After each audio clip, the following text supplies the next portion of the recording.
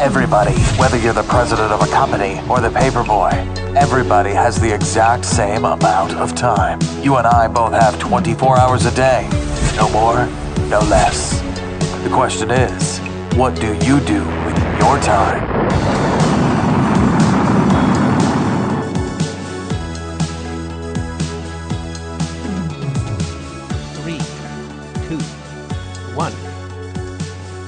Welcome to ZBook's Successful Authors Podcast. And last week, we had the James Bond of independent publishing. This week, we have the master of Amazon ads. And if you like guinea pigs as much as you like the book business, then please help me welcome Brian Meeks. Hi, Brian. How you doing? I am doing wonderfully today. It's good to be here. This is exciting. How are you? I am broiling in Hamburg, Germany. We have a real summer going on, and it's like 80 degrees here, which is magnificent. So you're in Las Vegas. I am. I think it's supposed to get to 112 today. Woo! But like people always say, it's a dry heat. I don't mind 112 without the humidity. I'm from Iowa, and 90 degrees with 80% humidity is unbearable, whereas 112 isn't so bad. And you know what? I live on the Strip. Everything here is air conditioned, so it's not so bad.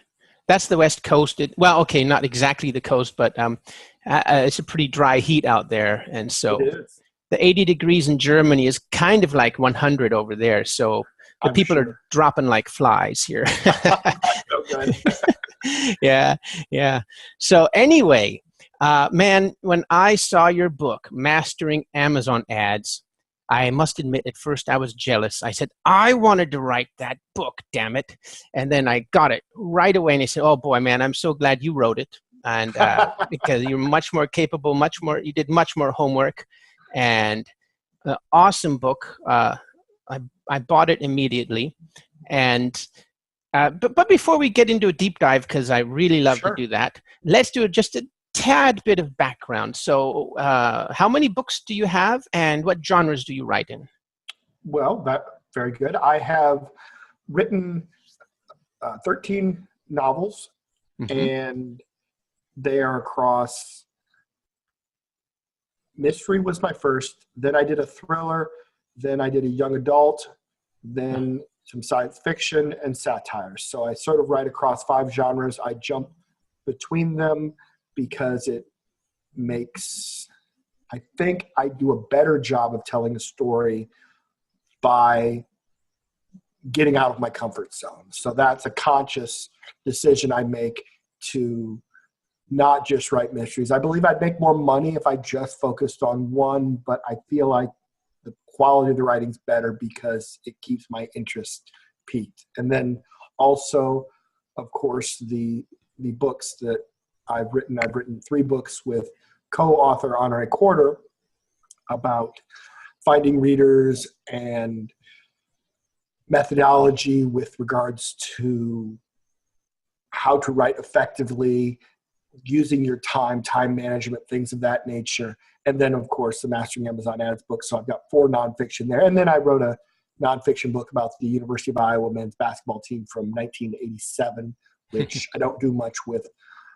But it's, for me, honestly, I like the diversity of projects. It keeps it fresh, I think. Yeah? Because I've read somewhere, I don't remember where, it's like, oh, do you do genre hopping? Oh, I shouldn't. Yeah. Well, no, and there is an absolutely valid reason not to genre hop because I am not, I'm a fair writer. My best book is The Mastering Amazon Ads as far as reviews go. The other books are 4.1 to 4.3 average on reviews. They're competent. They're not over the top wonderful. I have a good friend who's a thriller writer who his books consistently are 4.6 to 4.8. And he's written over 20 books in that genre. And he's continued to improve. So the people that say you'll be a better writer by sticking to one thing and working on that are probably right. But I'm making this decision based on knowing how I am, getting bored with things. Yeah. For me, it's better. But again, I think that's pretty solid advice for a lot of authors, is trying to, focus on one thing and do it really well. Yeah. How long have you been writing? I started January 2nd, 2010. I wrote a blog post. I hated writing at that point. And the blog post I just did it because I was bored. I was waiting for a football game to start. And the blog post did really well. And people told me they liked my writing. So I started blogging, and my first 7 novels were all written as blog posts. Interesting. A chapter at a time, whenever I felt like it. And then eventually I would get to the end of a book and I'd start another one. And what was the name of that blog? That's kind of like the Andy Weir story. He published his whole book on his blog first. He's a better writer than me. I love The Martian. Yeah. The Henry Wood Detective series, those 4 books were all written as blog posts. Huh. That's how I got my beginning. And then the thriller A Touch to Die For, the young adult Secret Doors, and the last one that I wrote as blog post was Underwood Scotch and Rye, the satire. And those were my, and again, I had readers, I got feedback. Sometimes the story would change direction because somebody would make a suggestion and I would like it. And so it was a way to get into doing something that ended up changing my life. I had no idea I even wanted to be a writer. It just happened. Interesting. So were you able to, move those readers from your blog to buyers in Amazon? Yeah, absolutely. Awesome. Yeah, that's a good model. But did you get the SEO going on your blog, or was it? Oh no. My blog's extremely average. It's still up. I don't know. I think it may have been hacked. I don't know if it's up. But I haven't done anything with it since April 26th of 2016. It was just a case where it was a woodworking blog. I mostly wrote about woodworking. When I didn't have anything to do about woodworking, I would then write chapters in the Henry Wood. Yeah. Wood. He was the detective series, and just add them in as something different for the blog. It wasn't until I had really finished the 4th Henry Wood book in the series that the blog completely shifted to just writing novels. And eventually, the thing about the blog that was good for me is that I wrote every day from January 2nd, 2010 through March 26th, 2016. Wow. I didn't miss a day.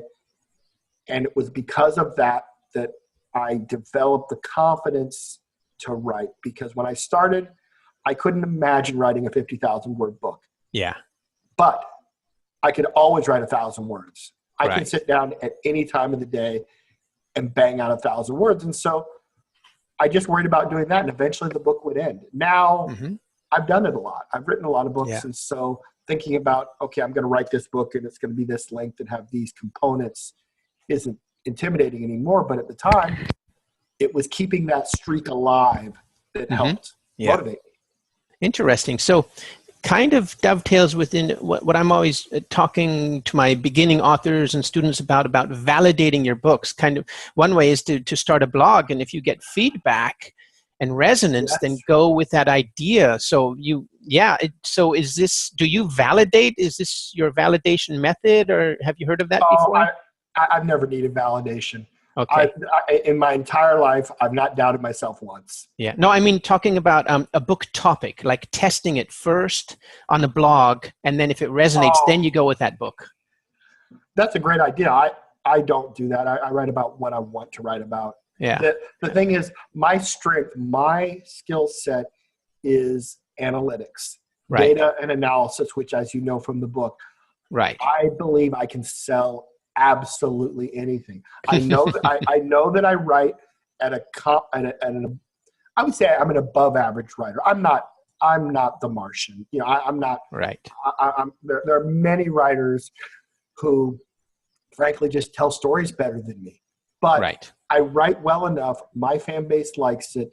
I am a good enough writer that if I write a book, my skill in marketing and analytics is enough that I can sell it. So I don't need to validate it. I can pick any subject, write it well, and sell it because that's my skill set, is the selling. Wow. Yeah. So I take a different approach because, I'm a spaghetti at the wall thrower, and I'm much more accurate at it now. So I don't waste as much time, but I will do, I will do book covers and blog posts to see if I'm getting it right. And then if I get, for example, enough subscribers, then I'll say, okay, then I will go with that book, so. Well, that's certainly a reasonable approach. Absolutely. Yeah. Well, trying to not waste time. If you can't build an audience for it, then don't make it, or you're writing something wrong. Because I'm not that much of a writer either. So, yeah. So besides Amazon ads, what's your number one marketing method or channel? Besides Amazon, Maybe your blog. Well, no, I don't do anything with the blog anymore. Oh yeah. I would. There isn't really a number two. There are things that I am constantly doing research.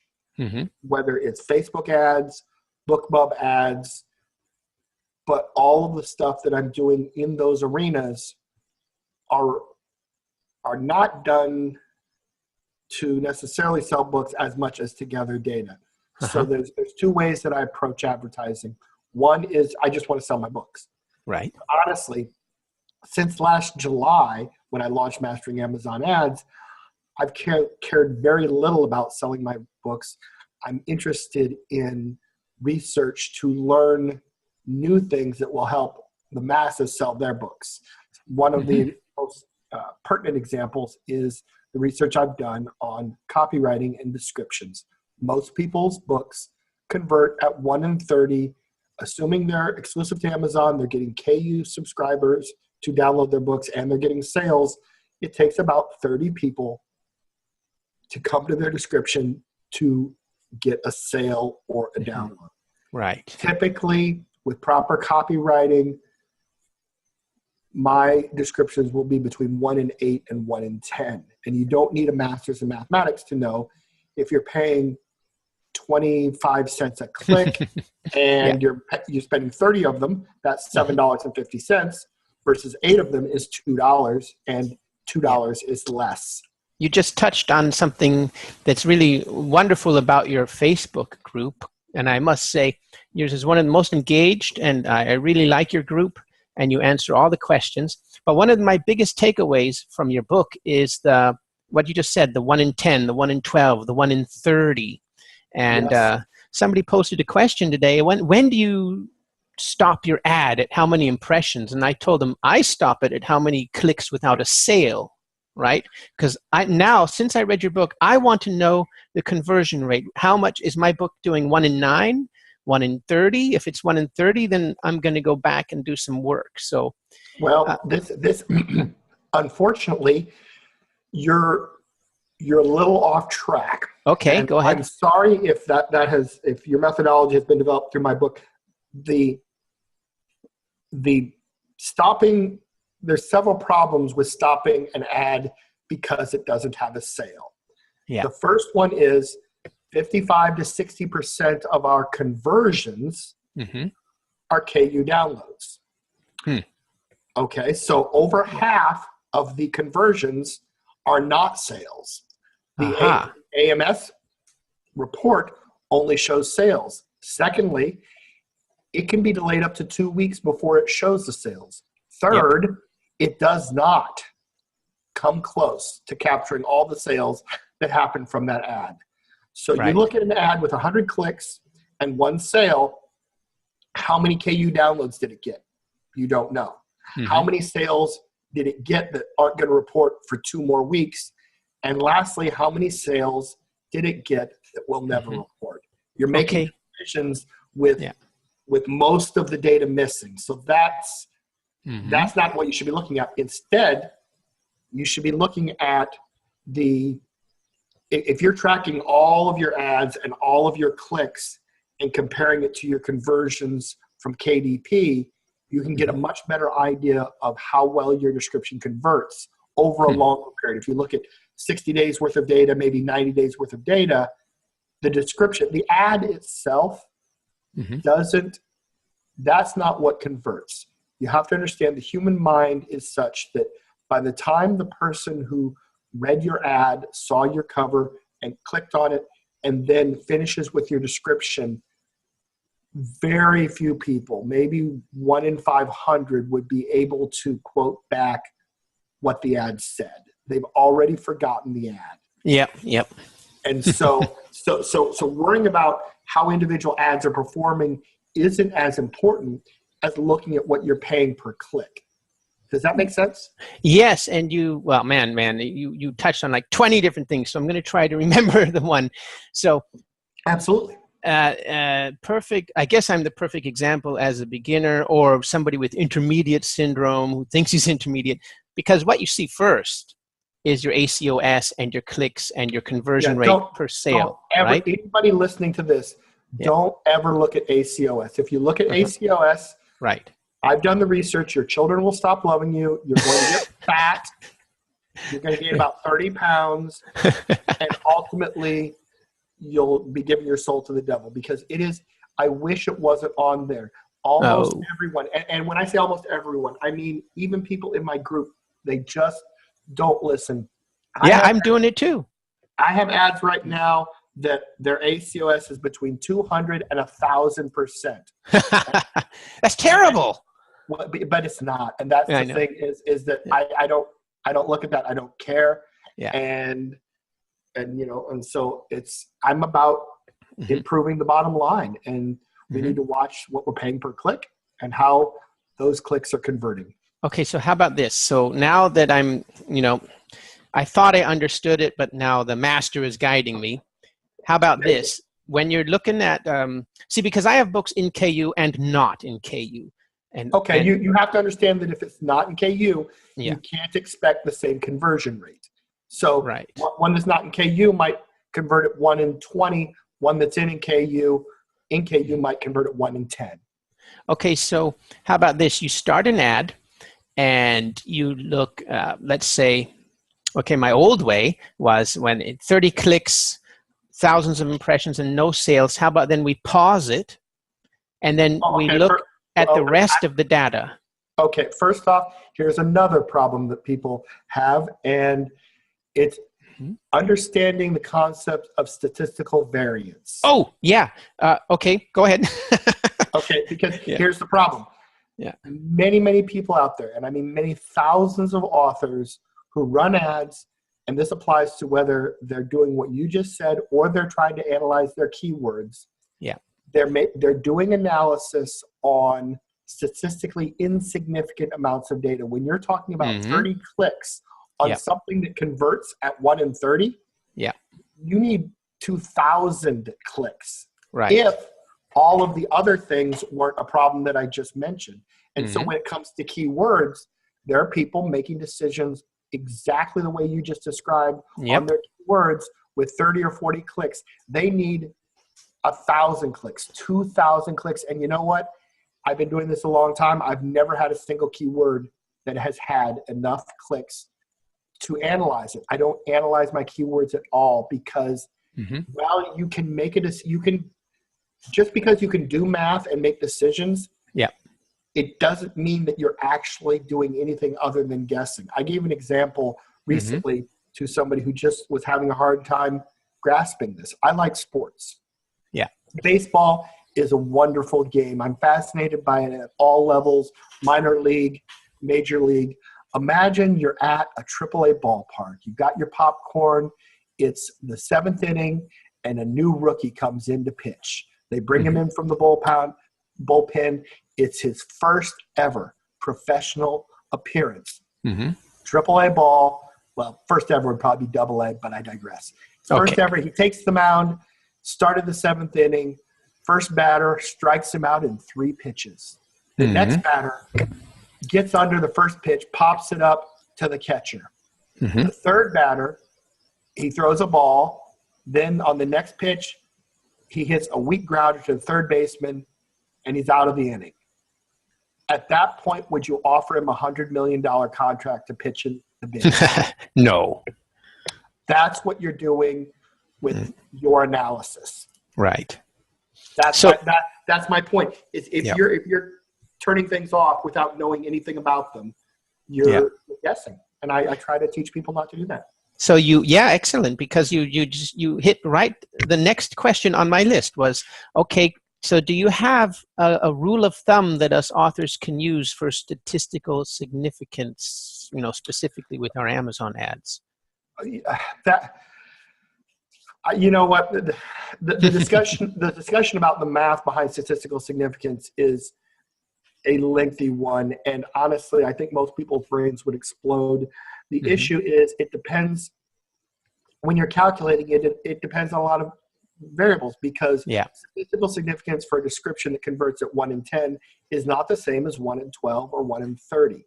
Right. A perfect example, this is a little off topic, but just to give people a concept of how statistical variance can be skewed one way or the other. I had an ad that had only 5 clicks on it. It didn't run much, but had only 5 clicks, and then it never did anything else. And it got 5 sales. Now, the ACOS is not accurate, but it never over-reports. So it said there were 5 sales. That's the most it could possibly say. You can't have 6 sales on 5 clicks. Well, I guess in theory, somebody can buy multiple copies. But generally with a Kindle book, you can't have 6 sales. Right. And so I knew that it went 5 for 5. I also knew that the description that it went 5 for 5 on converted at 1 in 30.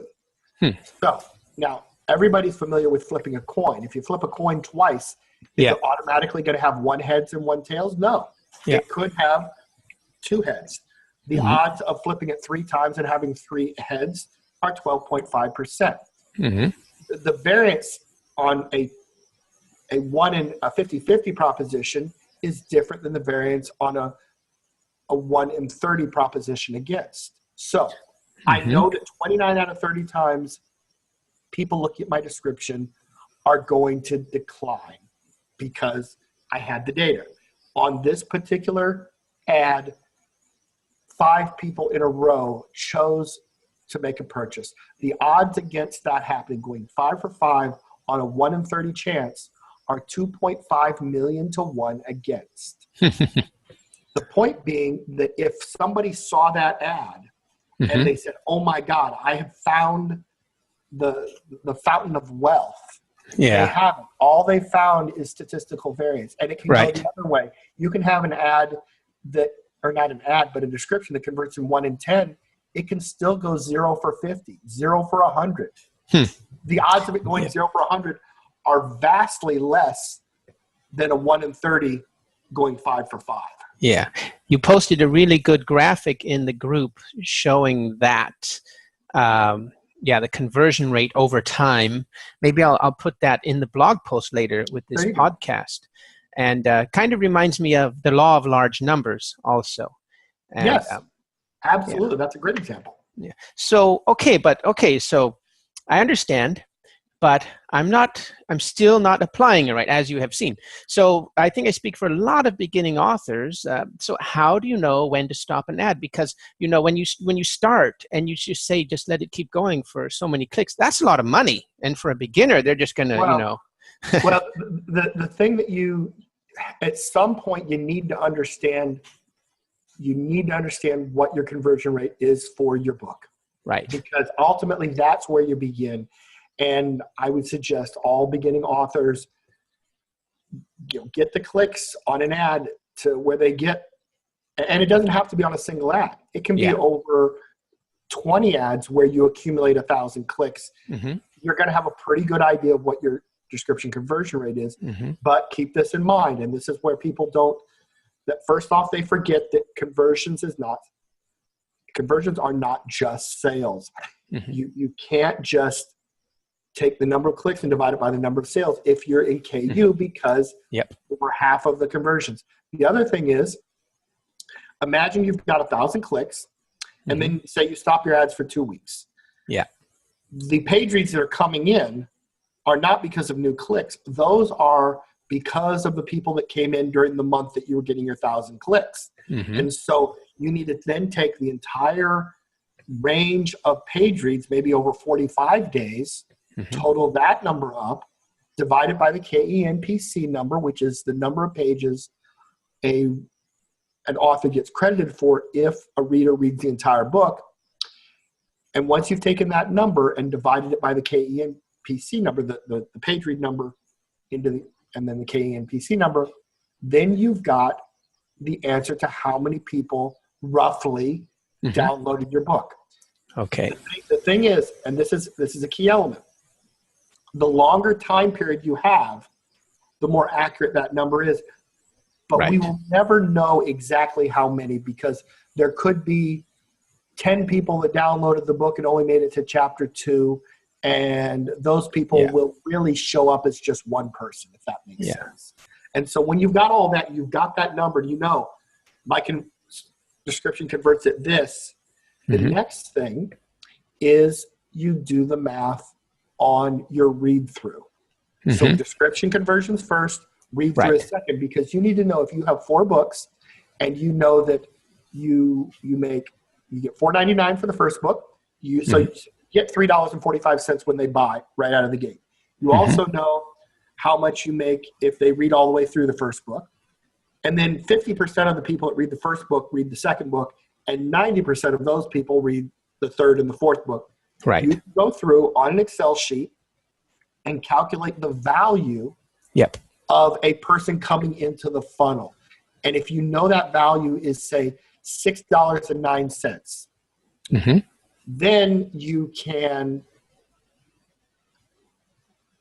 divide that by your conversion rate. So let's say it's 1 in 10. Well, if it's $6.09, then that means you can pay up to 60.9 cents per click. And so you've got a target. So right. Again, that's a lot of math there. Some people don't like math, but it's not really horribly complex math. Once you get that number, then you can watch your ads and say, okay, I know that I can pay up to 60 cents. You don't want to go straight to 60 cents. Yeah. The beginner should start at really low bids, because if you jump from, say, you try 10 cents and it doesn't do anything, then people will jump to 30 cents and it will work. But they never go back and try. Maybe they could have gotten the same amount of impressions at 20 cents, and they're spending an extra 10 cents per click that has no value. So it's important for beginners to know these baseline conversion rate and the value of your series. It's also important to understand you need to start slowly and inch your way up by a couple cents a bid with each new ad. And one more point, don't edit your ads. That people, they say, okay, the ad didn't work, so I'm just going to raise the bid. Here's the problem. If you had the ad at, say, 15 cents and you raised it to 20 cents, and 3 days later it turns on, did it turn on because you raised the bid? That's what people are going to assume. Product display interest ads take 2 to 6 weeks to turn on. So it may have just been that 3 days passed, and you would have gotten it at 15 cents. Yeah, you ruin your statistics. Huh? You ruin your numbers, and there's a lot of people that I've worked with who, one woman in particular she has a lot of books, she makes a lot of money, but over the span of only about 4 weeks, we were able to reduce the amount she was paying per click by 24 cents. Wow. Through the description or how? No, because she was overbidding. She was just wasting money. So we bid less, and it didn't impact her impressions. She just jumped to a really big number, and because she has a lot of books and she has good read through, she can pay anything for a bid and still make money. But she never tried to get the same amount of clicks by bidding less. So just to recap the last couple of things you said, because they were really good and deep.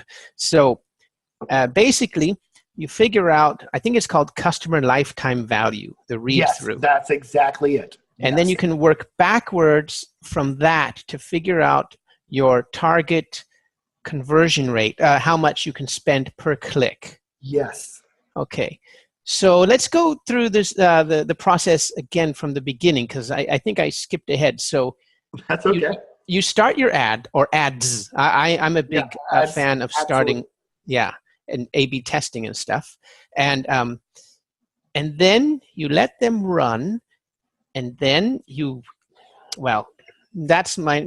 wait for the statistical significant point, Yes. or you're calculating your customer lifetime value as they're running, or Well, most authors.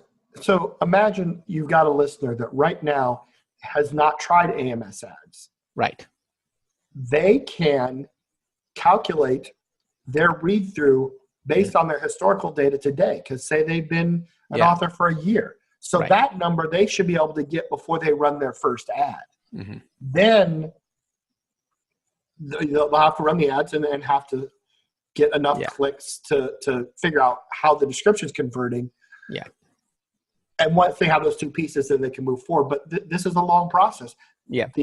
The result, though, is that you can greatly improve how well you're doing. And in fact, another author, I know his sales have quadrupled in the last 7 months. Mm-hmm. And I mean, and he was doing 4,000 a month, and now he's doing 16. And nice. It took a lot of work and effort to do this stuff, because not only do you figure out the description conversion rate, then you try to improve your description with better copywriting.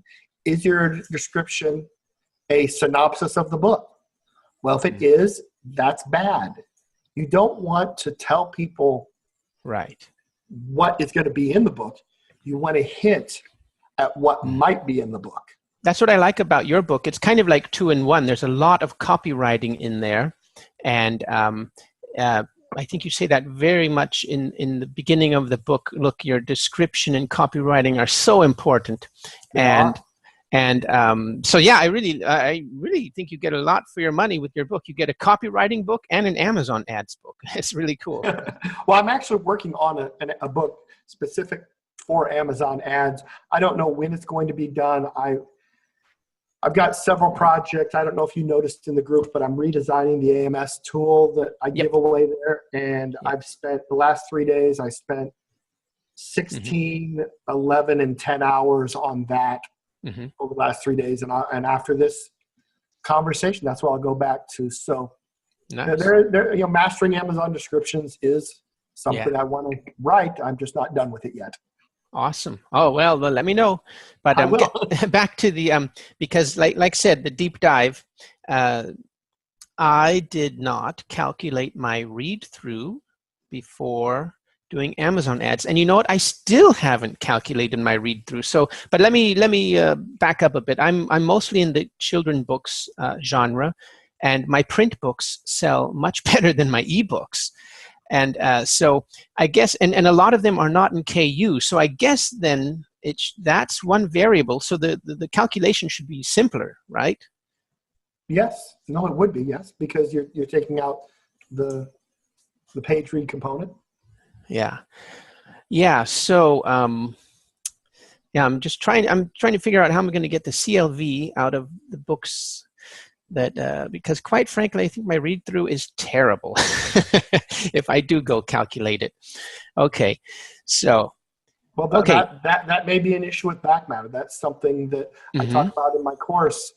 I did a bunch of research on back matter, and 100% of there's people in my course, so not everyone, but there are millions of authors doing back matter the same way, and they're all doing it wrong. Yeah. So how do you do it? I do it like, go read my next book. Here's a link. And then I usually use a bit.ly link or a UTM link. Or I say, hey, look at all of my cool books on my website or my author page, at the back of the book. I'm not talking about the back flap. I'm talking at the end of the book. Yeah. And that's what everybody does. Exactly. And it's not right. But I'm not going to give that away on the podcast. That's exclusive stuff for the people that spent the money for the course. Okay, we can talk about that at the end of the podcast, and maybe you can tell us a link to the sales page or whatever where your course is. Okay, well, I mean, I'm not here to try to sell my course. No. It's I can certainly. Why don't I give that to you offline, and you can put it in the show notes or something if people are interested. Exactly. If not, we don't need to dwell on it. My point was just that the stuff that we're talking about. Mm-hmm. My focus is always on trying to understand how I can do things better. The copywriting is a huge component, because if you get good at copywriting for your description, it means your newsletters, you use copywriting to do those better. Yep. When you're interacting with people on Facebook, write like a copywriter. If you notice on my posts in the group, I use copywriting to answer everybody. It's short, punchy stuff. I use hooks. I use open loops. And I can write a post. I've written several posts in the 20 books to 50K group that were 500 to 700 words long. And these posts get between 550 and 750 likes, 100 comments, and they're massive posts. Mostly the really long posts, when they're done as a giant block of text or huge paragraphs, they may get less than 100, but the copywriting keeps the reader engaged. It gets them to the end of it, which is what you're trying to do on your description. Does that make sense? Oh yeah, I think I saw that in the Facebook group, or maybe it was your book. And so that's interesting. That's part of the author talent stack. It's mandatory, right? Yes. You learned analytics first, and then you got copywriting. You learned it yourself, or from your blog, or? I went out. I went to Sean Platt from the Self-Publishing Podcast. He's a buddy of mine, and before he was an author, he was a world-class copywriter. He did that for a living and was, still is an amazing copywriter. And because I knew that, and I dreaded doing descriptions, I now love them. But at the time, I hated writing descriptions more than anything. And so I just sent him an email. I said, "Hey, Sean, I've decided I need to learn copywriting, if for no other reason but to get over my fear of writing descriptions." So he sent me a link to a book. It's called Ad Week, and then ironically, it's got the worst subtitle in history. It's bad copywriting for the title of the book, but it's called Ad Week, and it's by a guy named Joseph Sugarman. Oh, I've heard of him, yeah. It is an amazing book. It's all about print advertising, mostly from the 60s and 70s, selling watches, selling like a digital watch, which was a crazy new technology. So it's the ads themselves are dated, but the copywriting philosophy is just as valid today. And so that I dug through that, and that was where I got my start. Now I'm obsessed with copywriting, and like I said, I do research and stuff. Do you have a formula like the PAS or the AIDA, the problem, agitation, solution, and I don't remember what AIDA was, but I sort of, in that I believe the opening line of a description shouldn't be more than 6 words. Should not be. Should not be. It needs to be a hook. It needs to be short enough that if you're looking at the center of that first line, you can read the entire line as if it were one word, because we don't have attention spans that can be bothered with reading long descriptions. If a person opens up your description and they see giant blocks of text, because this is how they all do it. They see an ad, they click, they come to the description, their eyes go from the top down to the read more link. They click on the read more because there's very little above the fold, and that's good. It opens up and their eyes scan from top to bottom. If they see, War and Peace, they're not going to read it. If they see giant blocks of text, they're not going to read your description. If they see an opening hook, she couldn't believe her bad luck, or she couldn't believe her luck. 5 words. Would it get her killed? Question mark. Would it get her killed? 5 words. That's the next line. There's a blank line between it. I don't know what the third line is. I'm making this up as I go. But the point is, they see those, and already would what get her killed is a hook. They go back. It's not intimidating. They then read, and maybe you've got a paragraph with 2.5 lines, then another hook, and you get down to the end. And how many authors at the end of their description do not ask the person to buy the book. Yeah. Almost Call to always action. Call to action. Yep. And I always use get it now. It's short. Yeah. And so I do sort of have a formula. That being said, I have recently changed my Henry Wood Detective Agency description, and it went from originally before doing copywriting 1 in 30, my first major rewrite down to 1 in 10, my most recent down to 1 in 8. Just through the description alone. Just through the description. Wow. And how are you testing this now? Well, the same way I always do, just running ads and Okay, but no Facebook ads or? No. Oh, okay. Wow. That is gold. So are you doing the, since you seem very interested in the subject of the copywriting, and I think your listeners may find it interesting, do you mind if I read?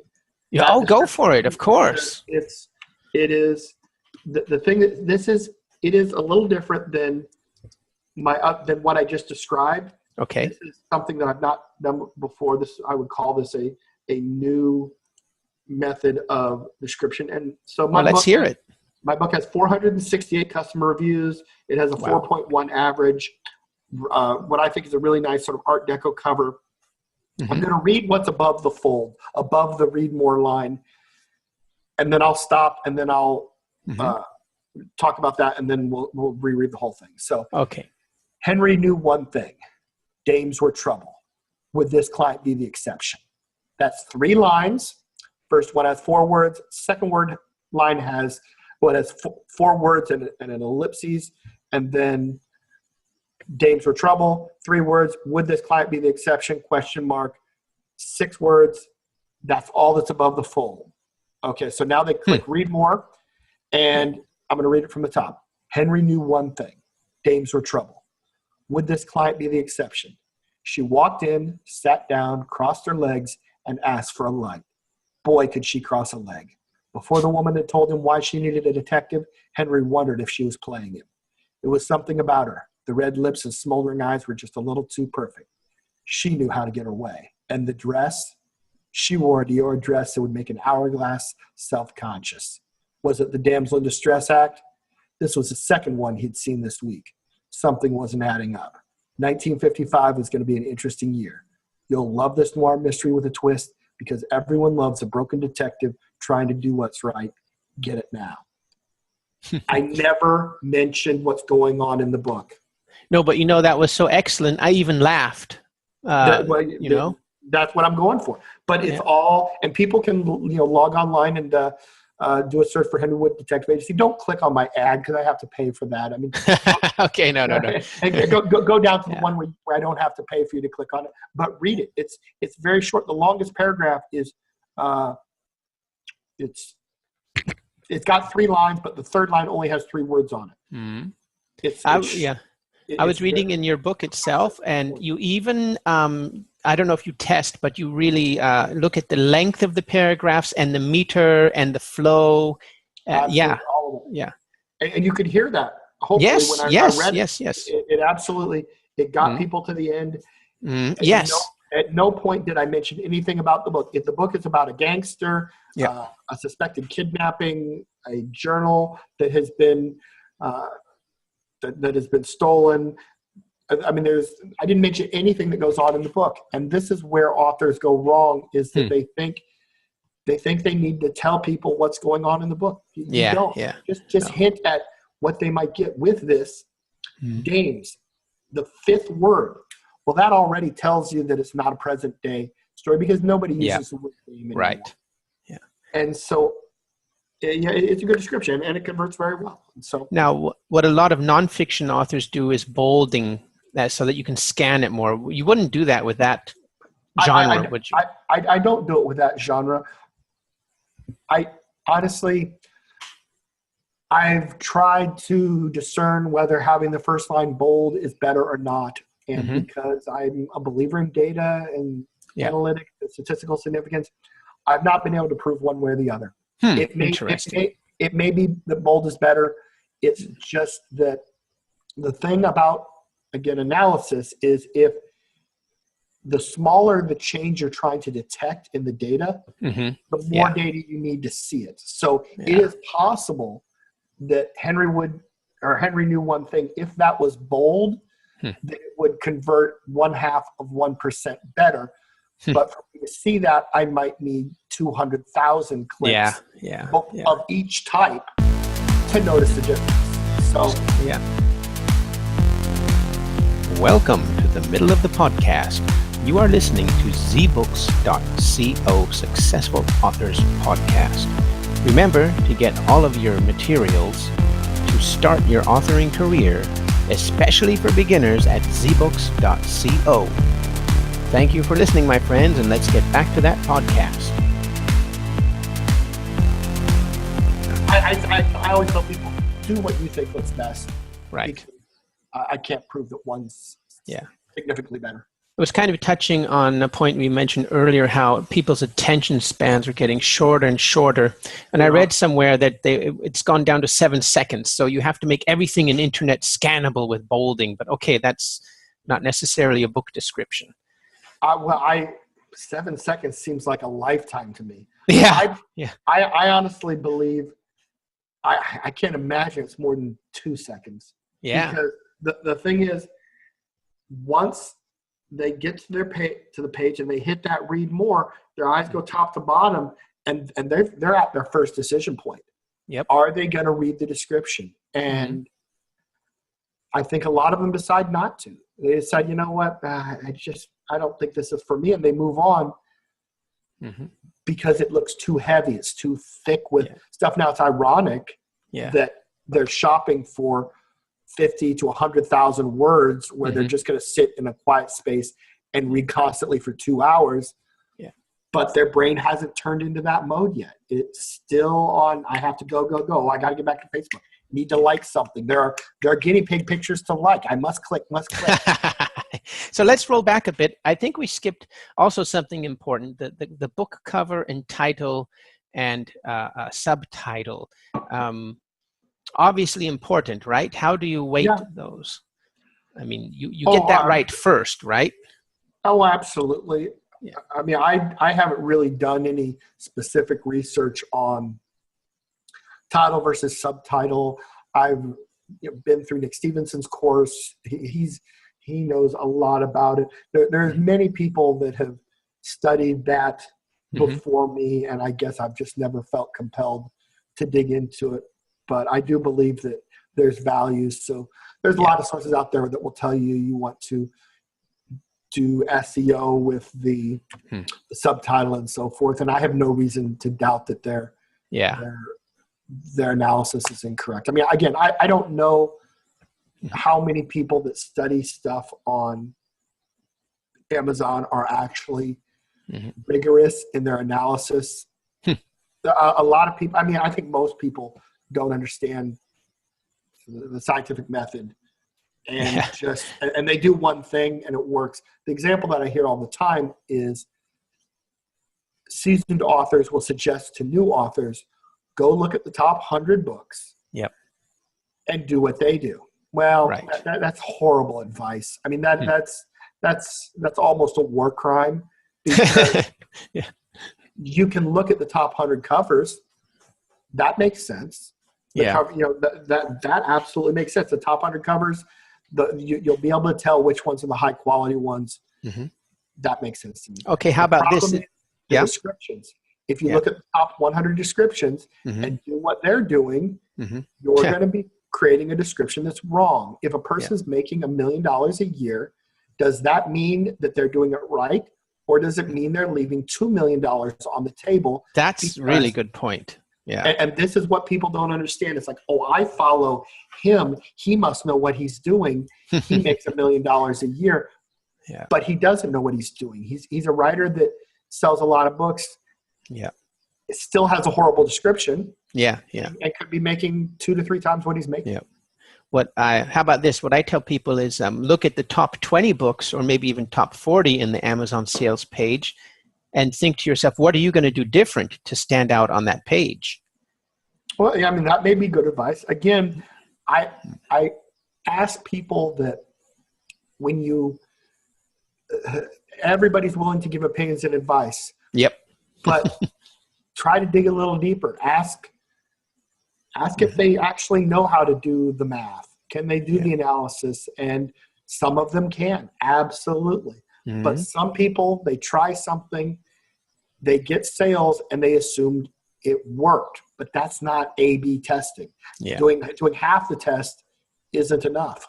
I find A/B testing really difficult with Amazon ads because they're so slow. So I try Facebook ads. However, I found out. Yeah, go ahead. You can't do A/B testing with Amazon ads. Yeah. I mean, you can I do A/B testing research, but I'm doing very specific things. I recently did a study on relevance of keywords, and I ran 2 ads with 4 keywords each.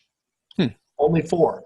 They were Patterson, E.L. James, Stephen King, and I forget the 4th one. It was a fantasy writer. So they were 4 different genres, only 4 keywords. The one ad had like 200 and some thousand impressions, and I did an A/B test. I had one book that I ran that ad on that was science fiction, one that was a thriller. So I wanted to look at the relevance, how much they care about relevance. Obviously, Patterson was the most relevant to the thriller. My science fiction was somewhat relevant. So the science fiction author, I did Andy Weir, the Martian. Andy Weir, yeah. Weir, yeah. And Weir, I've not heard it pronounced. I don't know how it's pronounced, but I did the Martian author. And so he was partially relevant to the thriller because he's the thriller. And so Patterson got the most impressions. Andy got the second most, but dropped off quite a bit. E.L. James, 50 Shades of Grey, got, like 17 impressions, and Stephen King got around 50 or 60, compared to like 140,000 impressions and 60,000 impressions. So, and then I did with my science fiction, Patterson and Weir came in very similar, though Weir had more because he was more science fiction. And Stephen King had some, but it was only a few thousand. And then the E.L. James, 50 Shades of Grey writer, again, didn't have anything. So that was an example of an A/B test where I had reasonable data. I got a reasonable volume of stuff. I also bid $1.50 per click, which is wow.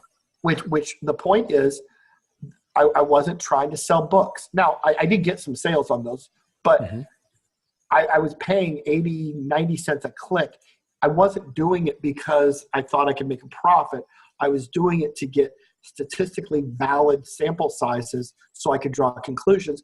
And I was willing to, for all intents and purposes, blow $250 on the experiment. Yeah. And I got real data, and it's valid data that the relevance of the keywords you choose absolutely matters to how Amazon delivers the impressions. So you scratched upon probably the number one question most people have now. How do you scale Amazon ads? They're so slow moving and it won't use the budget, et cetera, et cetera. You just have to keep testing. It's constantly running new ads with new bids and moving them up and down because again, this goes back to where I talked about earlier. People are so impatient. Yep. One woman, she goes, I think I tried 15 cents, 20 cents, and then I went to 60. From 20 to 60, that's a 40-cent gap. You said don't touch the CPC. Let the ad run and don't touch the CPC. Absolutely not. But the point is, her first ad, she did at 15 cents. Then she did it 20 cents. And her third ad, she bid 60. I mean, that's just absolutely insane. Yeah. I mean, even going from 15 to 20 seems crazy to me. I would go 15 to 17 to 20 to 23 to 25 and so forth because it's people. Scaling is hard, but when you find the sweet spot, Yeah. then you can attack it, and it may take you 6 months. Well, maybe it's a crossover from Facebook ads where there's this rule of thumb, when your ad's going good, increase by 50%, increase the budget or the CPC, or I don't know, I think it was the budget, increase the budget by 50% because Facebook will spend it, Yeah, the Facebook is an entirely different beast. Oh, yeah. This is another issue I think people have is they assume that behind the scenes at Amazon that it's similar. Mm-hmm. And so they do things like they would do on Facebook. Yep, exactly. And in 90% of the times, the stuff they're trying to bring over from Facebook to Amazon is absolutely destroying them on Amazon. It's not the same thing. You can't. It's not. Yeah. I agree. One of them is golf, and the other is deep sea fishing.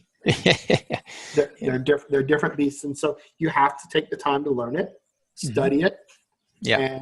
But I mean, it's absolutely possible. I mean, I spend $100+ a day. I've got a client that spends $300 to $400 a day. And scaling is absolutely possible. So let's say you have a good ad running, whatever, you've done some A/B tests, or you just got a good ad running, sure, and you want to scale it. So what I would suggest, and I'm guessing, you make another ad with a higher budget and a higher CPC, or you make multiple ads of the same with more budget. Well, here's another. People get attached to a single ad. My best ever ad, and I talk about it in the book, is one with ad copy, more snark than a snarkopotamus in Snarktown on a snarking spree for my satire Underwood Scotch and Rye. Now, that at the time I was only paying 5 cents a click because it was before anybody was doing Amazon ads. Yeah. I scaled it by simply running lots and lots of ads. And so, of course, of the same ad or what? Well, I mean, I changed it slightly. Instead of Snarktown, it was Snarkville. So it wasn't, but I just kept, and then I tried maybe a 6 cent bid or whatever. The assumption people always that yes, you'll want to run more ads with similar copy, see if that's great. But if you're not spending your whole budget, I mean, if you're bidding, if your budget's $25 a day and you go to $40, but you're only spending $2, that doesn't have impact. Now, in my book, I talk about on the PDI side, those ads, the budget does matter because if you're at $100 and you're spending $50 a day, you'll never go over 50. So bump it to 200 and you might get to 100. So, but again, most people aren't spending their daily budget unless they're bidding or their budget's $1 or $2. And then yes, go to $4 and you'll spend more. But it's a matter of if you've bid correctly. So here's some criteria. If you bid correctly, so you found your sweet spot and you bid at that, and the ad takes off and you get, say, 300,000 impressions over 5 days. On day 6, you may get 1,000 impressions. On day 7, 700. The ad has died. It's not. Okay. And so kill it. So terminate it and write another ad and replace it. Now, does that mean that other ad is going to take off? No. In fact, I mean, only about 30% of my ads are good. But one of the ways I scale is I don't hold on to an ad that got 300,000 impressions in the first week and then over the next 4 weeks gets 12,000 impressions because I could have replaced it and maybe in that 4-week period gotten another 300,000 impression ad. But you hear people say, oh, I've had ads running for 9 months. Are they running for 9 months? Are they getting 20 to 100,000 impressions per day? Yeah. Or are they getting 500 impressions and for all intents and purposes have been dead for 8 months, 3 weeks? Yeah, exactly. So it's really monitoring the impressions because that impressions, absolutely. Yeah, dovetails perfectly into a question I have. Might have even put it in the group. Audience exhaustion. So I'm thinking I have a really small niche in my children books, and no matter what I do, I make multiple ads too. and they never run as good as the first one. Or maybe let's say the second one was the one that got, big and ran away. And well, when you say never, how many hundreds of ads have you run? Let's see. No, let's not see because my computer might crash. Also, Okay. yeah, I'm I'm in the hundreds range, but not much higher. Okay. Well, the here's another thing that most people don't realize is the first time you run an ad on a book. So let's say it's maybe you've got 4 books in a series and then you do a box set. Mm-hmm. The first time you run ads on the box set, it will do really well, Mm-hmm. more so than the next ad you run on it. A new book being advertised always gets a little bit more love than it will with the second ad. You just have to understand that and not expect that, okay, I'm going to get 1.3 million impressions on this next ad because I got it on the first ad. That won't happen. But you might get 300,000 or 400,000 and be able to hit that every third or fourth ad that you run for the book. So it's, again, what's your niche? I don't know your niche. You said it's kids leadership. That's a pretty small niche. Yeah. I have no idea how big a market that is. I did have a conversation with a woman who her market is ukulele instruction. Awesome. And that is, and she's doing very well. And that's got to be a pretty small niche as well. Yeah. I don't know how big the ukulele market is relative to the child leadership market, but I do think that I haven't seen any examples of exhaustion in her tiny niche. It is possible. I wouldn't rule it out, but very few niches I think are small enough where you would have a problem with exhaustion. Yeah, that's a good point because we can make the the analogy or the system without knowing what niche the other person's using. We could say so many impressions over so much time equals audience exhaustion, or just kill the ad, I guess. Huh? Well, you're only going to get 5 to 7 good days out of your ad, so you're going to be killing them all the time anyway. Yeah, right. Okay. If you run an ad and it's crushing it for 2 months, what does that tell you? This is a quiz. What? Sorry? I'm quizzing you now. We've been talking. Yeah.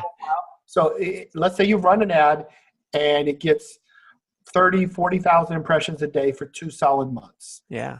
What does that tell you? What's happened with that ad? Well, it's excellent. It's getting impressions, and I'm going to keep it going. You have horribly overbid. The fact that it didn't die after 5 to 7 days tells me you're probably paying 20 cents more a click than you should be. Interesting. Because it ran for 2 months. I failed. You failed. That's my point about analysis, and that goes back to the comment I made earlier, where because authors are impatient, they will jump from 20 cents to 40 cents or 60 cents, and all of a sudden it works, and then they'll stay at 60 cents for a year when they could have been probably getting the clicks at 22 cents. And so it's just, and I don't want to say it's lazy. It's likely a case of people don't like doing the analysis. They don't enjoy the data. They would rather be writing. I absolutely get that. Yeah. But the realities are the people that have come to me and written and said, I got a message on December 30th of last year. A woman that had come to me at the beginning of the year was doing $1,000 a month. On December 30th, she crossed the 200,000 in revenue. Nice. Mark. And she'd been on pace to do 12,000. So, but she did all the work. She wanted to use my tool. She bought a PC just to use my tool. Nice. Yeah. She followed. I told her focus on one of your. She had a lot of books. I said pick one series and do your work on that one first. Get your descriptions right. And she did the work, and she worked hard at it for months and months and months. And then it clicked, and she's doing well. And so it does take work. It's part of the business. Yeah. Not everybody's cut out for it. I understand that. Well, I love it because Yeah, it's this a deep dive with the data, and you got to do it. And I got that from your book. Also, I must say I did not ever do 40 or 60% bids, so I was always in the ballpark with the bids, around 20 Good. cents and even lower. Well, and it's always changing, and I say this over and over, but what's working today, because the bids went up after I launched my book because so many people bought the book and they jumped into it, and so there's more competition. As people move on, and some people have success and others don't, the ones that don't, they drop out, and so the pressure on the bids comes down. So whatever's working today is not the bid you'll be paying in October. Exactly. And you also, that was excellent with that girl you just mentioned, to take a deep dive with one series. That's my main problem too, is just scatterbrained all over the place, all of the books, same time, without doing the data and getting the benchmark or the CLV. Just take a deep dive. I would ask everybody that has multiple series to pick one and focus on it. Yeah. That will serve them well, because again, like I say in chapter 5 of the book, the first 6 months is about learning. And so you might as well learn with one. It's a lot easier to learn, and you'll do better for that series. Okay. Let's take a break from the deep dive and get some more, I don't know, easier questions for you. Okay. Because my brain hurts already. I've been doing everything wrong, damn it. I know, that's how I am. That's how I've left a lot of podcasters weeping in a puddle. No, that's perfect, because that's what I like, actually. And I noticed that in your book too, and I said, okay, this is it, because I like the hard truth. I've maybe I'm a little tangent here. I used to do art, and I've been to a lot of art shows. I had my own art shows, so I can handle the criticism because I've learned more from it than the kiss asses that didn't tell me anything. There you go. Yeah. So okay, but a couple more lighthearted questions here. So, do you have a mentor or role model? Well, I have a writing partner.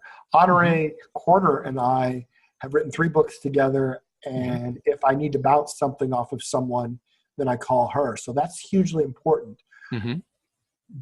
Earlier, before I went full-time as a writer, before I cracked Amazon ads and really started to make money to where I could quit the day job, I had a little group of friends. There were 3 of us that would hang out on this Facebook chat. We hung out for about 1.5 years where we just bounced ideas off of one another. And so that's a really good question. Yeah, a tiny little mastermind. And so I feel that's been a huge part of my success, is having people with which I can brainstorm. And so there's lots of groups on Facebook, big groups. Mine has 5,700 people. The 20 books to 50K group is fantastic. I post in there as well. That's a great resource for learning things. But one should also have 2 or 3 friends that are willing to talk about the book business when you need to think something through, because it helps a lot. So I do think people should try to find that little club. Yeah, cool. Okay, yeah, I'm totally with you there. And so, what is your favorite book or your favorite author? But just anything, as far as anything. Who's your favorite author? What's your favorite book? Well, those are two different questions. Yes. My favorite book of all time, only because I've read it 8 times, is Candide by Voltaire. It's farce. I love it. I was forced to read it maybe in junior high, and it's a short book. I read it one sitting, laughed out loud, and every couple of years or so I'll read it again. I maybe read it, maybe 8 isn't even enough, maybe 10 or 12 times. It's a delight. My favorite author of all time, without question, is Elmore Leonard. Now, he may not be known to all the authors listening, but his books have been turned into TV shows. They might know Justified is based on a character that was in a couple of his books. Get Shorty, that is, he did 2 books with those characters. the Jackie Brown is based on it's one of his books. They just changed the character names, but it's actually an adaptation of one of his books. He wrote, I think, 44 books over his lifetime. He passed away last year, I believe.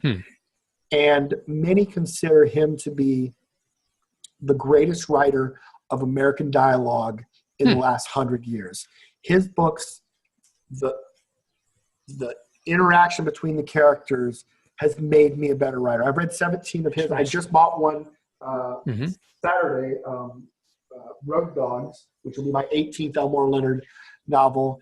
And what's amazing, what I learned from Elmore Leonard is that when people are talking, most writers will write, and Becky said, "What do you want for dinner?" And Bob replied, "Let's have that roast that you make that's so delicious." I'll get right on that. Okay, dear, I'll go mow the lawn. That's how the dialogue goes. They're listening to each other. Yep. Elmore Leonard, periodically, and he doesn't overdo it, but sometimes it'll be, well, what are we going to do next? We know that they're on our tail. We need to get out of this cabin, the wife says. And then the husband's like, oh, man, did I bring my golf clubs with me?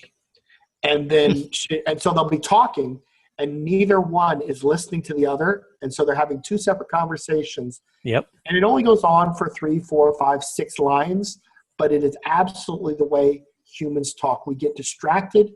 And so one character will be saying something completely unrelated, and the other character didn't even notice, but then they come back and they get on their conversation. And it's a tiny thing. But when I read that, it blew my mind. And so his dialogue is so rich, and it makes me want to write. So I love everything about Elmore Leonard. That was a Elmore Leonard. Elmore Leonard, he is a fantastic writer. His first book ever, Valdez is Coming, 1954, a Western, which I'm not a Western fan. We've all seen Western movies. The ending to his book is mind-blowing because we've so been conditioned to the way Westerns end. His is different, and it's not that long. Valdez is Coming I set it down and was just blown away. Cool. So, what's the name of the book? It's his first book? It's his first book, Valdez is Coming. Oh, that's a great tip. And Candide from Voltaire, that's for free in Gutenberg.org, so I know what I'm downloading. That's one. Again, it's farcical. I don't know if you like farce. It is. We'll find out. I'll find out.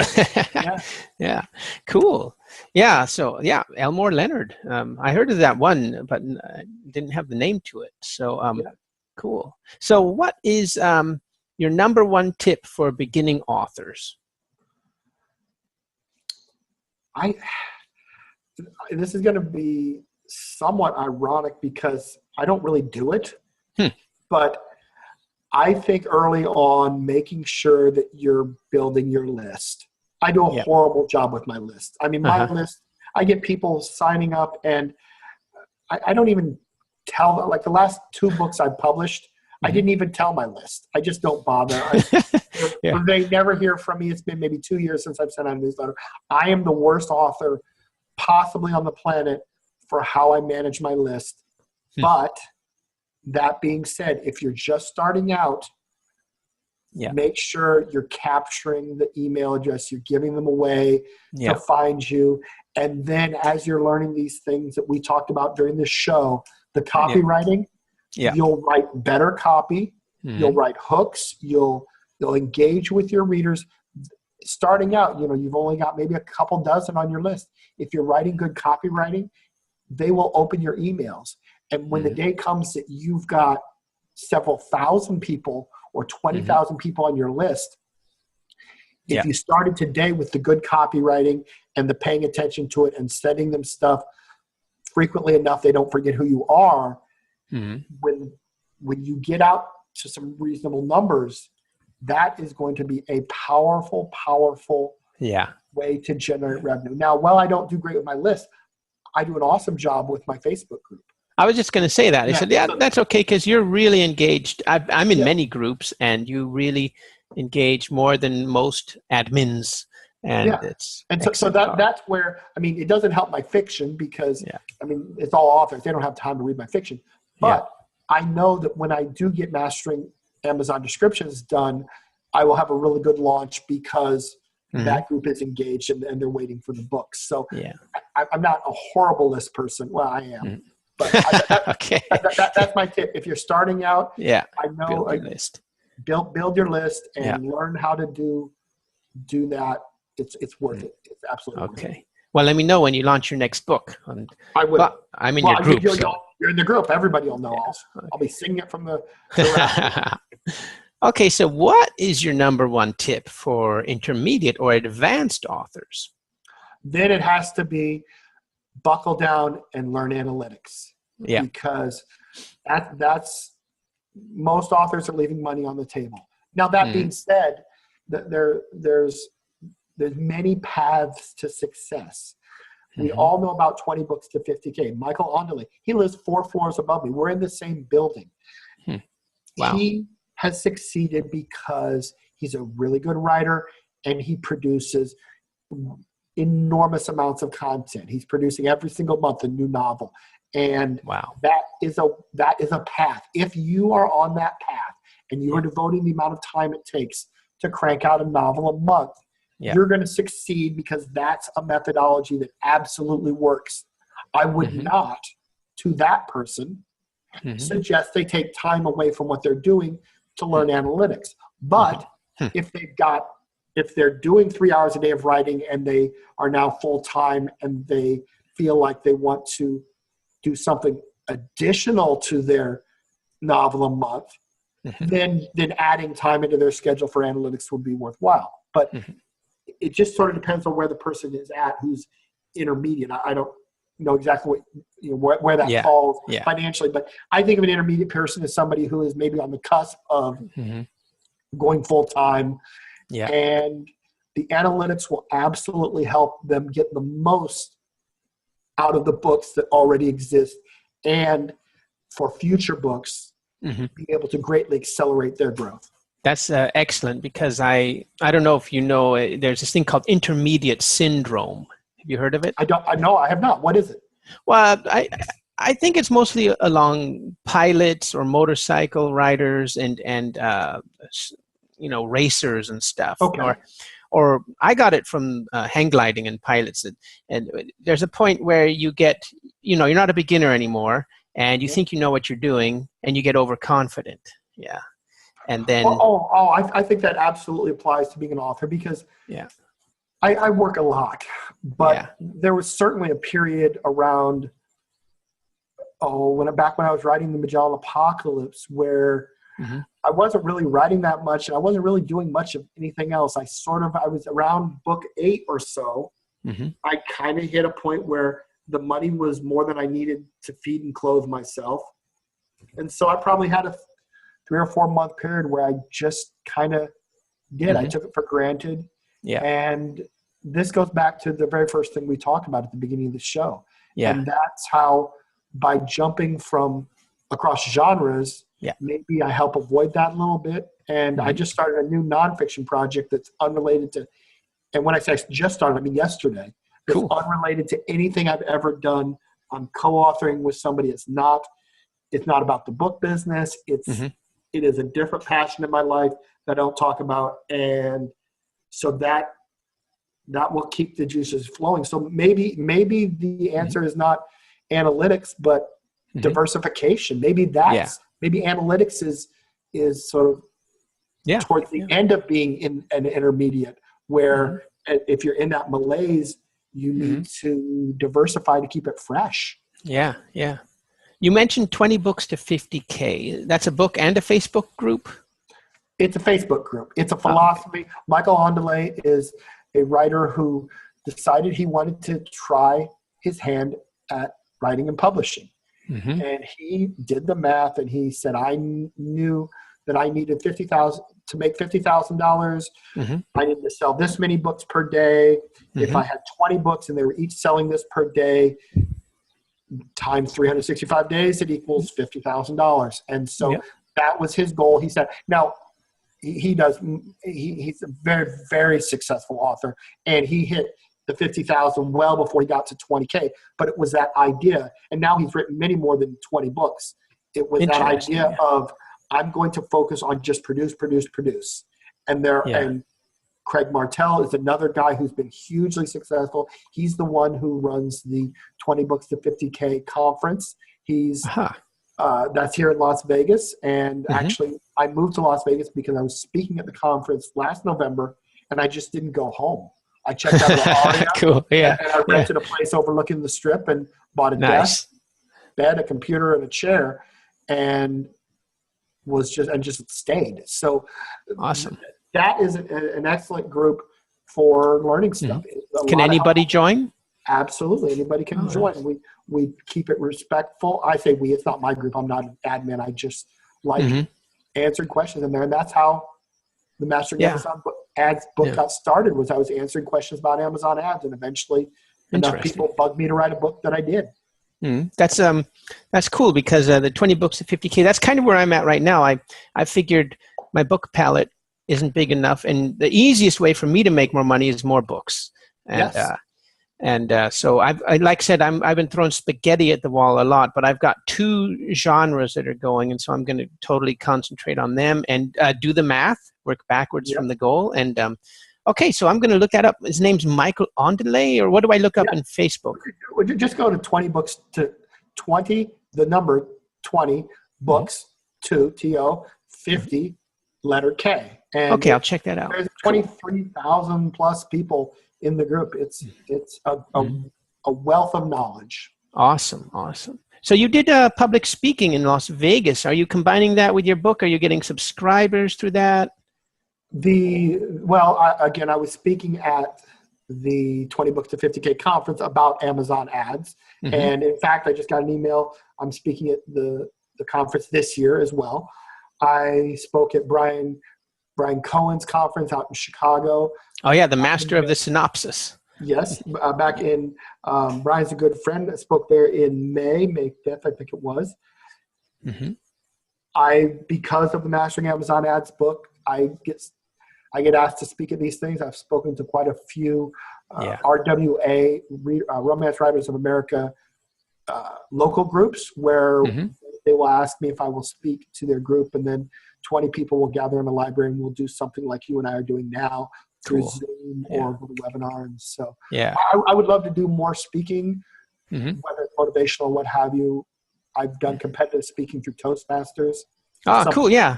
I very much enjoy. Yeah. I was in the Toastmasters too. When I get time, I'm going back, but I highly recommend that. Yeah. Toastmasters is wonderful. Yeah. Fellow Toastmaster, right on. Absolutely. You probably noticed that I had an earlier. That's one thing that they count. Yeah. And I hear it each time I do. I think I only had one through this entire time we've been talking. We'll have to get the Wizard of Ums to count you then. Exactly. Cool. Right on. A little insider there for us fellow Toastmasters. Yes. So, all right. So if you had to do it all over again, what would you do differently? Well, I would start with the list. And in fact, that goes back to my first bit of advice. I went for a couple of years thinking that the subscribers to my blog were my list. And that's not the case. If I had to do it all over again, I would spend the time to focus on my list. I would build out emails so that I can do drip campaigns, really master that. That's a powerful marketing tool. But now I'm kind of the Amazon ads guy, and so I spend most of my time working with authors on that, and I'm happy. So one of my favorite advice, I don't remember where I got it from, Derek Sievers, I think, and Tim Ferriss podcast, of course, was don't be a donkey. You know, Buridan's donkey. I'm not familiar with the donkey. The donkey. It's an old Greek fable where he can have water or food, but he's standing right in between them, and he doesn't know which one to do first. Oh. And he starves to death. And this is what I've been doing. I've got the blog.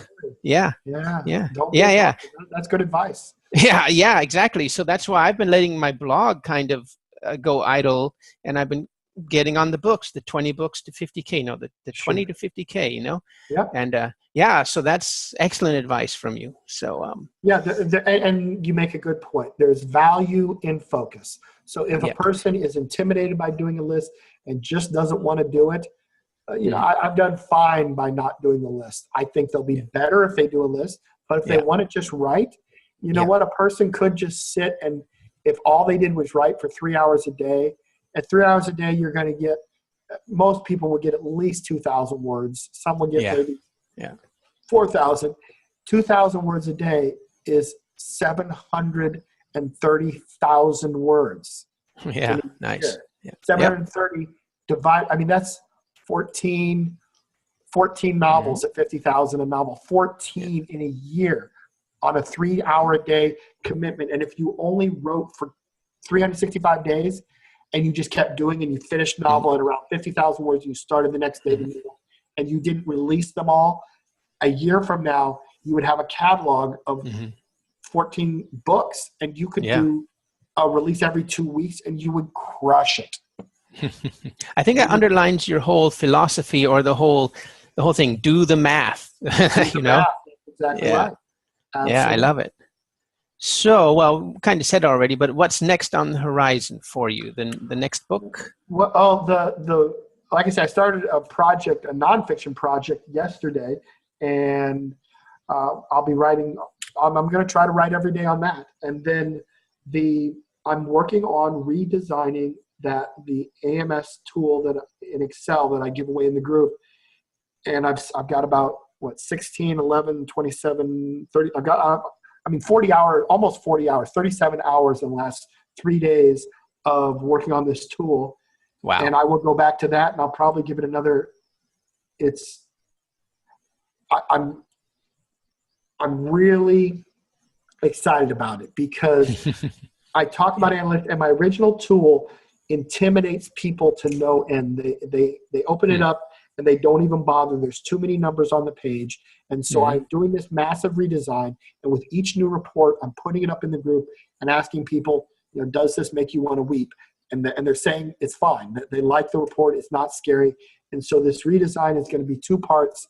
The first part will be the light version, which would be for beginners. And then once people have used that, then the more advanced reports will be in a much more robust version that I haven't decided how I'm going to get that to people. But it's exciting because this tool is what I use to sell my own books, awesome, to help other authors. And so I'm incredibly excited about this. There's some new research I'm doing as far as methodology of analytics that the current report, the AMS tool that I have, doesn't really address. So I'm going to build some of that in. So when I get done, I'm going to be able to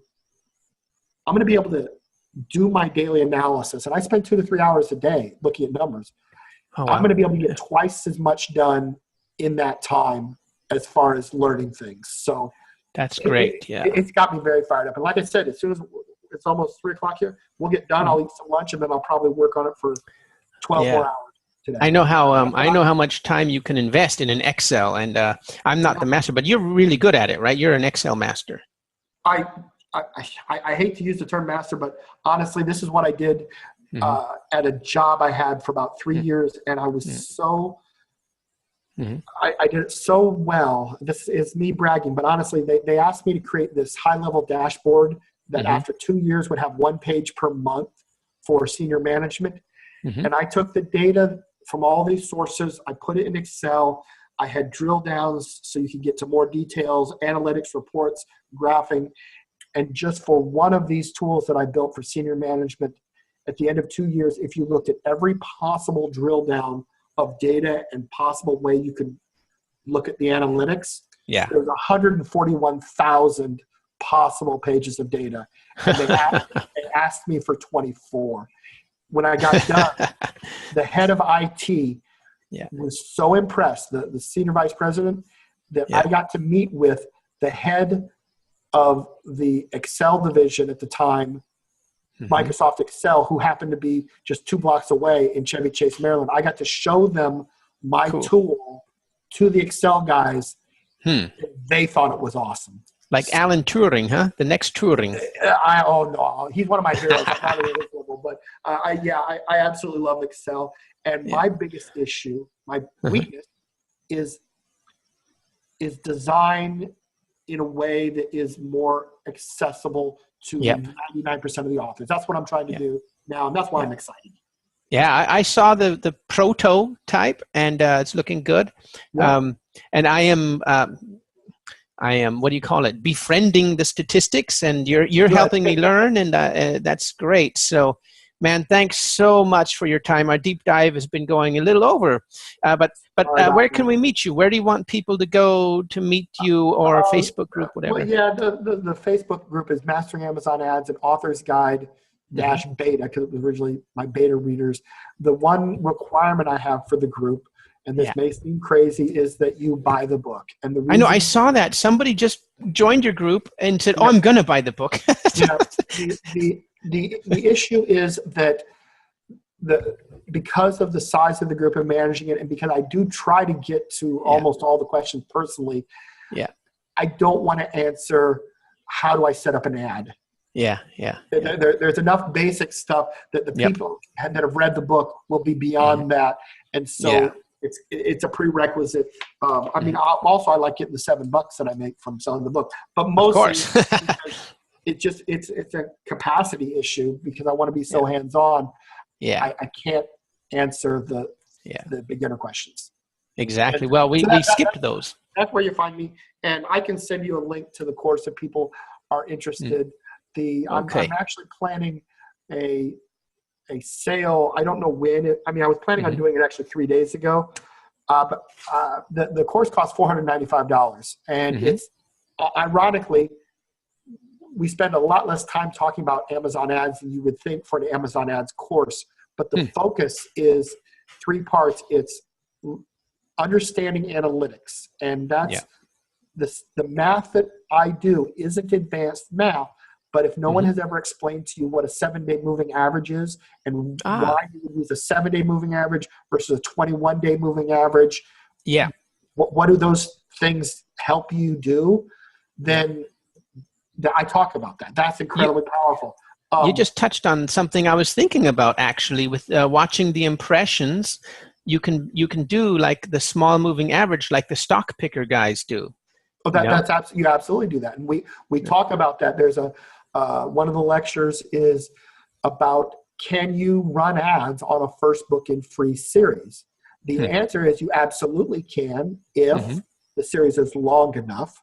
The description is optimized. The back matter is optimized. We talk a lot about descriptions and copywriting. The research I told you about for back matter. Nobody has that research. I'm the only person in the world that's done that study, and it's incredibly important, because if you're getting 40% reading through and you can get it to 60%, I mean that's doubling the number of people that are reading. I mean, a 50% increase in the number of people that are reading from 40% to 60%. And if 2 to 3 go at 90%, then that's a huge impact on your total revenue. And so if you raise your revenue, then the lifetime value that we talked about, then that means you can bid more. So all of the things we talked about in the course. But again, it's $495. It's not cheap. But I'm planning on running, I think, a 30% off sale.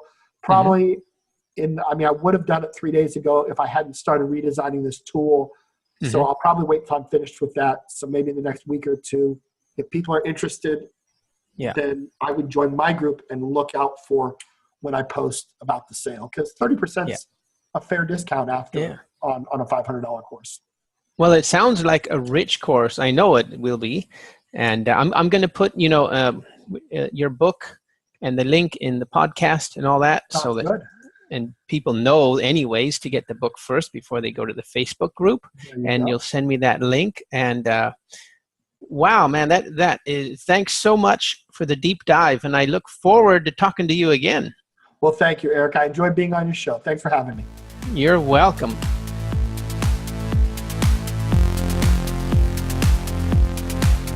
Okay, my friends, if you like that podcast, then remember to go to zbooks.co and go get all the materials to start your authoring career. We have a 7-day challenge every week, so there's no excuse to not finish your book. And remember, please go to iTunes and upvote this podcast and Google Play. Okay, I look forward to seeing you at the top.